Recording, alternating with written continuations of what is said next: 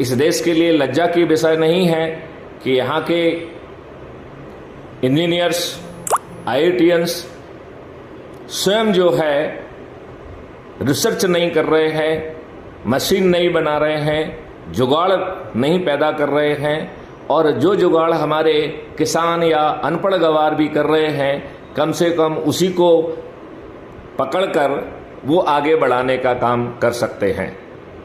मुकुल जी, मेरी आपसे प्रार्थना है, जब आप भोपाल में हों तो कृपया मुझे समय देंगे तो मैं आपसे बातचीत करना चाहूँगा और वो रणनीति पैदा करना चाहूँगा जिससे माननीय नरेंद्र मोदी जी को प्रभावित किया जा सके और अपनी शिक्षा नीति उसको हम बदल सकें।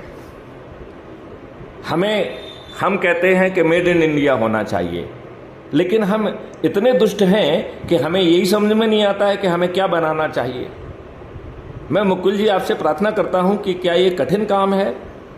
मेरा ये मानना है कि ये अत्यंत ही सरल काम है। जिस चीज में हमारी विदेशी मुद्रा, हमारी मुद्रा जो है बाहर जा रही है, वो हमारी प्रायोरिटी लिस्ट में होना चाहिए। हमें उस पर रिसर्च करके उसे प्राथमिकता के आधार पर डेवलप करना चाहिए, जिससे हमारी आत्मनिर्भरता बढ़े और विदेशों में हमारा जो धन जा रहा है वो विलोपित हो जाए।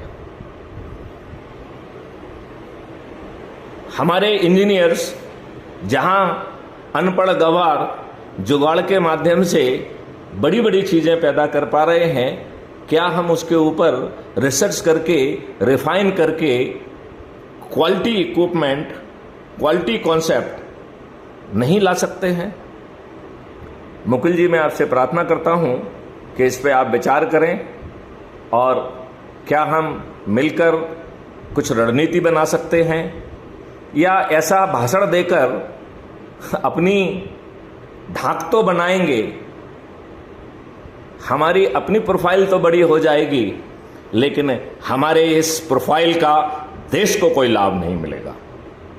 मुकुल जी, क्या आपके इतने वर्षों की तपस्या राष्ट्र के काम आ सकती है? इस पर विचार करें, मनन करें। जय हिंद, जय भारत, वंदे मातरम, जय गुरुदेव।